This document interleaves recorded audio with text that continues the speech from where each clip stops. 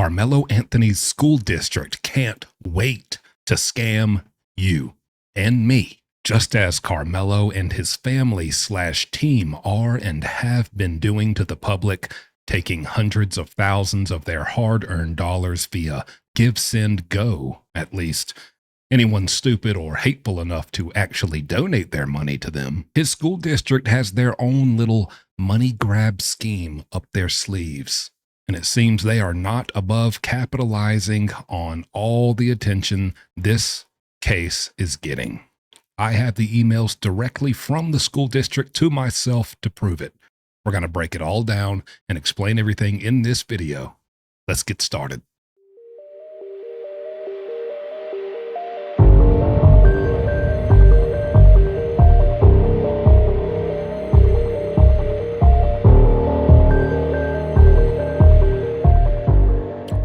Now, real quick, before I pop up these emails and read them all out to you and let you see everything right there for yourself, Karmelo Anthony's dad decided to hop on TikTok live in a discussion with 876 other random people he doesn't even know from a can of paint and discuss his son's case openly like an idiot. This is the first time I believe we've even heard Karmelo Anthony's dad speak, and the things he decides to say is his breakout moment of voicing, anything he has to say here regarding his son's very serious case. It will baffle you, but it might not surprise you if you catch my drift. Let's take a listen. Who carries a weapon? I have a pocket poker on my keychain. Okay, you said Excuse me. you say Hey. you have a weapon. Hey, excuse me, y'all. I'm not carrying one to high school. Okay, well, Mike, you is. I had one all through middle school, high school. They are. They can own rifles at the age of 18 in Texas. Hey. So here is Karmelo Anthony's father, Papa Anthony, chiming in with the most ridiculous thing. I mean, now we see why Karmelo's such a doofus. Here's this father popping in on a TikTok live. No one's heard him really give any say-so about this whole situation yet. And the first thing, he finally breaks his silence. And what does he say? I never carried a knife to school or a weapon to school, but they are. First of all, who is they? Who is they? Are we talking about just it could be either today's teenagers or white people. Let's be honest. White people. And he says they can own guns, they can own rifles at age 18. What does a 18-year-old white person being able to own a rifle have to do with bringing a weapon to school? But he prefaced that by saying they're bringing weapons to school. They're allowed to own rifles at 18. First of all, if you're 18, you're a senior. I mean, so you're at the end of your road here in high school. So you're telling me seniors during their senior year, white senior boys are bringing rifles to school and walking up. Where are they putting these rifles? In their back pocket? Under their hat? In their backpack? Where are they putting these rifles? Where it is not an immediate, whoa, stop everything, hold the phone, hit the fire alarm, call the police. We got a student in here with a freaking rifle. Tell me where this is happening. Certainly not in Frisco, Texas, right? Certainly not. So it doesn't make any sense. You're over here complaining that white 18-year-old boys are allowed to own rifles and then claiming that they're bringing them to school these days. So what are you saying? My son Karmelo had to bring a knife to school because white boys is bringing rifles to school. Lord have mercy. Where? The only time white people are bringing rifles to schools is when tragic things happen. And you're talking as if white people go to school with rifles and just put them right next to their textbooks and lean them up against their desk in class and just, take their SATs and then just go home all hunky-dory. What are you talking about? You sound like an absolute buffoon. Let's keep listening. So, first thing, let's get something understood. He wasn't charged for carrying a knife. If y'all look at it, he was only charged for murder one. Secondly, So what about if you take your son to school to fight, and your son knock him out and kill him? Then what? Unalive. Unalive. Sorry, unalive. What do you do then?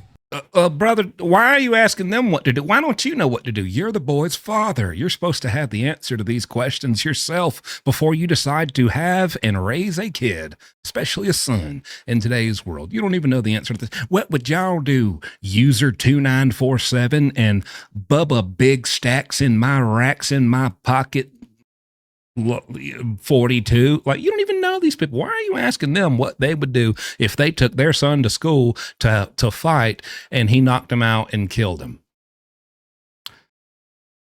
And see, it's so you're such an idiot. You're getting on here and asking these questions. You know what it sounds like? Are you are you saying that's comparable to what you did? Are you saying that you took your son to that track meet to have a fight? And what do you know? Things got out of hand and he killed and murdered Austin Metcalf. That's what it sounds like. That's what it sounds like. That's pretty wild.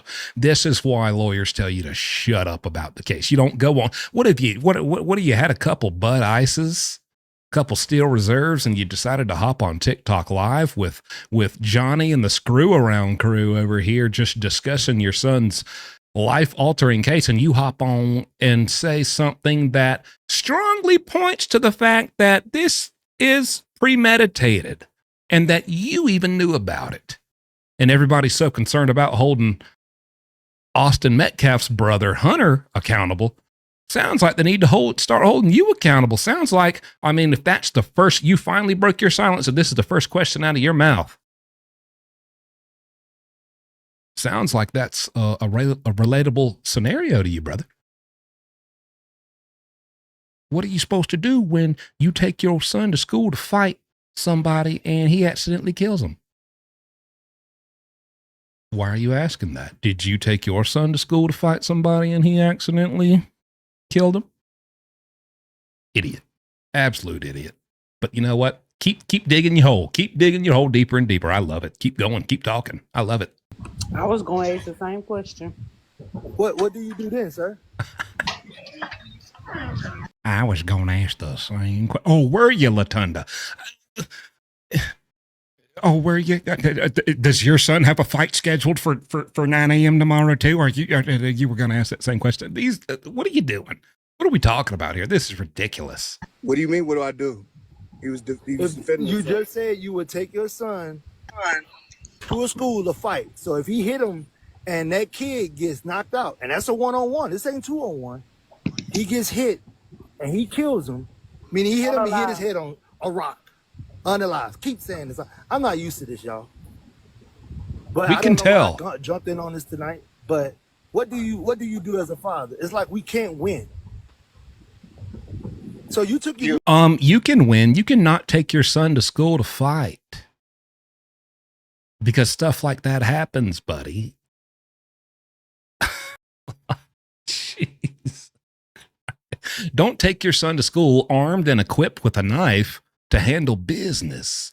This stuff happens. It doesn't have to. You facilitated the happening of it. You facilitated the happening of it. And for those reasons, I think Karmelo Anthony's dad should be held just as accountable for the murder of Austin Metcalf as Karmelo Anthony, because you heard it out of his own mouth. Now, let's move on to these emails. So as I mentioned in my previous videos about Karmelo, I did a FOIA request. If you don't know what a FOIA is, FOIA, Freedom of Information Act. Anything that is deemed to be public information, public record, the citizens, the public has a right to access. I did a FOIA request to get all the emails from the school district, within the school district, between teachers, staff, principal, even janitor McGee down the hall. Any emails that involve the names Metcalf, Anthony, and Karmelo. Okay. Now, I saw, I believe it was the quartering. I believe he mentioned something about that would be like $1,800 to get all those. I don't know if he's trying to get those or pursuing those. I don't want to say. I haven't talked to him. I don't know for sure. But that's where I saw that this was even a thing. And I was like, oh, well, $1,800, you know what? That's kind of steep, but I'll pay it because I want to see those emails, and I know you do too. And I want to get those for y'all, and I'd be happy to share them with every other YouTuber. We can all cover them. I was willing to pay that price. Now, I have received a response because I did my own request at that point. I've received a response from the school district to my FOIA request for those emails. Here's their response. To date, no emails responsive to this request have been released to any other requester due to the district's contention that any responsive emails would contain FERPA protected personally identifiable information. This means, yes, FOIA, Freedom of Information Act, we have a right to things, public records as citizens if we want them. But something that kind of trumps that is FERPA, which I'll have to look it up, but it's basically like the E in FERPA stands for like educational. Like basically when you have students and minors within the education system, that kind of trumps FOIA, and that's protected. If you want, you can look FERPA up yourself. I'm just trust me on this. FERPA beats FOIA. Okay. FOIA, FERPA. Okay. And so what they said is, we have determined that complying with your request will result in the imposition of a charge that exceeds $40. My word. Therefore, we are providing you with this cost estimate as required by section blah, blah, blah of the Texas Government Code.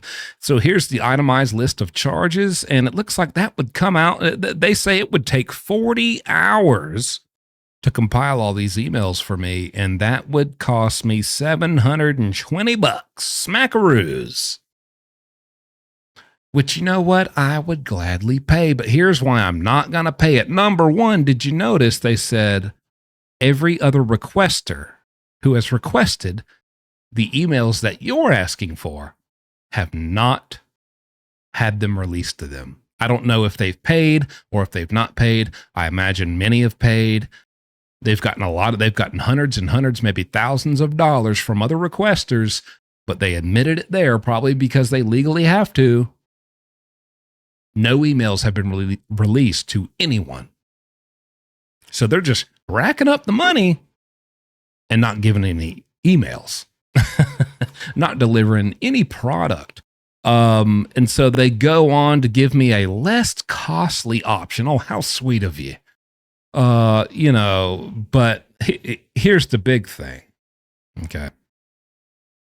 The deposit estimated charges exceeded $100. Therefore, as allowed by section blah, blah, blah of the government code, we require a deposit of 50%, $360 before even starting work on your request, which I guarantee you, they can go into their email. They're saying it would take them 40 hours to get all those emails. You can go in your email, type in the search bar, any one of those three keywords, Anthony, Karmelo, or Metcalf. And all those emails will be there. Highlight them all, forward, send them to a folder, sort them, whatever. It would take 2 hours max. Like, give me a break. 40 hours? Come on. Now, here's the fine, bold print down bottom. Let's read this. Please be advised that the cost estimate listed above is for the labor time it will take the district to locate and review the records you have requested. Payment of the cost estimate does not guarantee that the records requested will be released to you even in redacted form, absent an attorney general opinion requiring the district to do so. Then they got a lot of stuff down here about student records and FERPA and how basically, hey, we'll gladly take your money and we'll gladly not give you a dang thing for it. Screw you. For Team Karmelo. Woohoo! Yeah, awful things happen to our students. We got you. Bazing, cha-ching, ching, ching. How much money can we make off this? Like, what is going on here? What kind of freaking school system is this, man? That's ridiculous. But there you go. That's the response I got. So it sounds like I won't be getting any emails. So sorry to let you down on that, but I promise I did try. If I was in, if I was really tempted to throw 720, 40 bucks down the drain, I'd do it for y'all, but it's pretty clear. My team has advised me, I don't know the first thing about legal and FOIA. And I get on here and say it. I really don't know what I'm talking about. This is what I've been briefed by my team. My team is the one who knows how to do that. They FOIA everything for me. They pretty much told me, listen, if you want to do it, you can do it. But we're telling you, you're screwed. You're not getting anything. No one else has gotten anything. And no attorney, it would take a flutter of a hummingbird wing to have that attorney general shut you down on getting any emails involving these students. So we're not getting nothing, but you know what? Neither is the school district. You're not getting my money, brother. But anyways, there goes that. Stay tuned for another video. We're going to do another prison assessment for some of the new things that have come out, because there's been 2 or 3 new updates with Karmelo. We're going to talk about how that will affect him in the future in prison, because we all know he's going there. Other than that, hope you enjoyed the video. Sorry I let you down, but we're trying. Okay? Thanks for watching. I'll see you next time. Hi, I'm Dr. Christina Green, and I'm the dentist who helped Jumpsuit Pablo get his smile back. But it wasn't just about his smile. It was about getting his health, his confidence, and being able to fully live again. If you've been hiding your smile, or you think that full mouth reconstruction is out of reach, I want you to know that your medical insurance may have benefits to cover this surgery. Every day, we help people just like you. To see if you qualify, just scan the QR code or email me directly. I'm Dr. Green, and I'd love to see if I can help you.